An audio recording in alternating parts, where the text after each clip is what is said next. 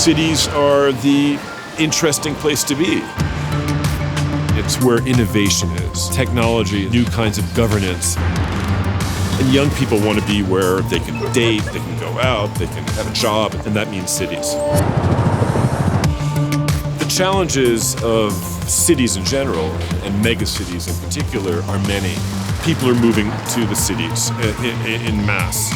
We see that everywhere. The consequences are dramatic because in the first wave of people going to the cities, they get wealthier, they eat richer foods, they don't work in the fields every day, so they tend to be more sedentary.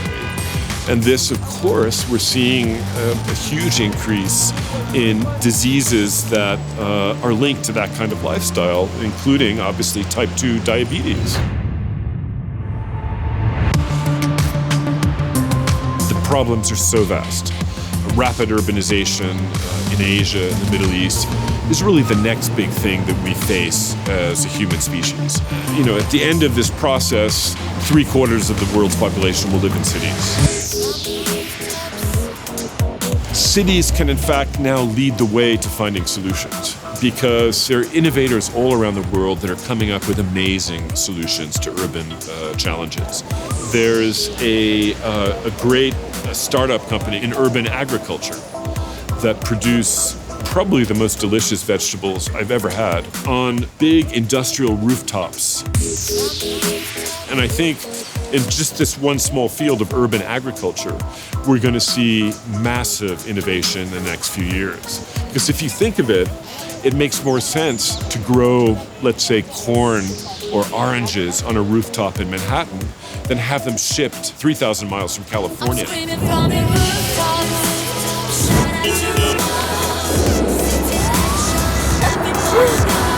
If I look at my own city here in New York, there are hundreds and hundreds of startup companies in pharma, in tech, in digital media. For example, Placemeter is an amazing startup that's headquartered in Lower Manhattan. And they look at analyzing in real time data that's coming from CCTV feeds, video feeds all around the city. And plus, they have sensors that track traffic, in both vehicle traffic, human pedestrian traffic, and then analyze the data. With this kind of technology, for example, you can have an app on your smartphone which will tell you, gee, I want to go to lunch, let's say 2 blocks away, and there'll be a 13-minute wait. 13 minutes, that's reasonable, but it might say half an hour, and then I'll go later.